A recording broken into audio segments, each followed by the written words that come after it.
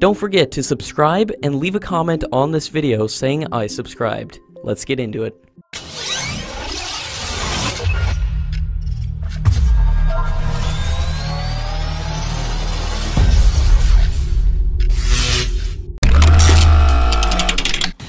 India will be calling the Tejas MK2 as medium combat aircraft, which will not be an upgraded variant based on the Tejas fighter jet. The aircraft will be 4 tons heavier, which will have an increased range and carrying capacity.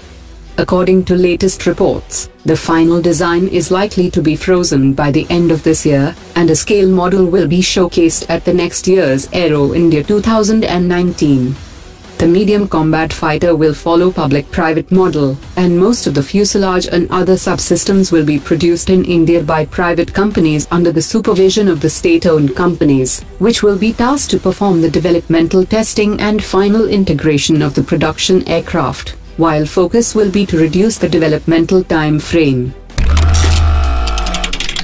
Last month, the Principal Deputy Assistant Secretary of the U.S. State Department's Political Military Affairs Bureau came to New Delhi on a triple mission. The first mission was to press India to sign the remaining 2 foundational agreements, as a follow-up to the logistics supply agreement. The second mission was to prevent India from signing up to buy the S-400 system from Russia.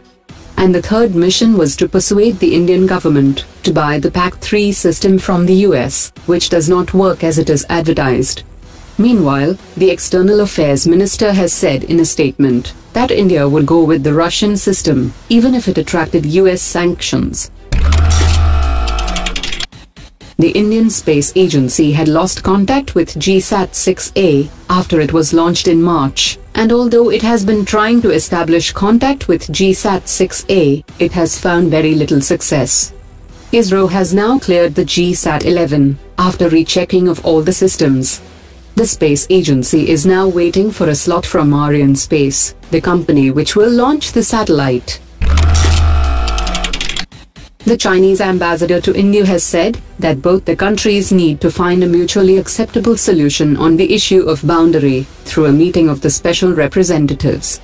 He also added that a trilateral summit comprising India, China and Pakistan is a very constructive idea.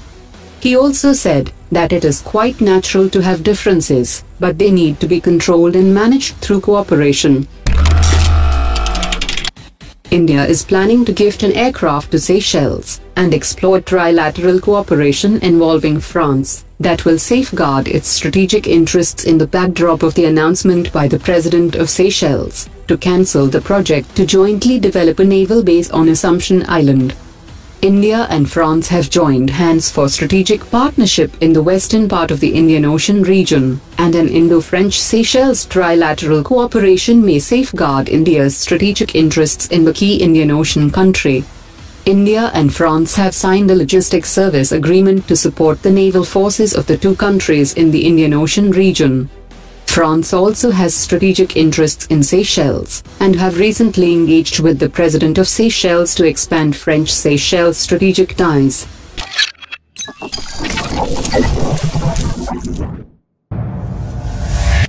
Omar dropped it.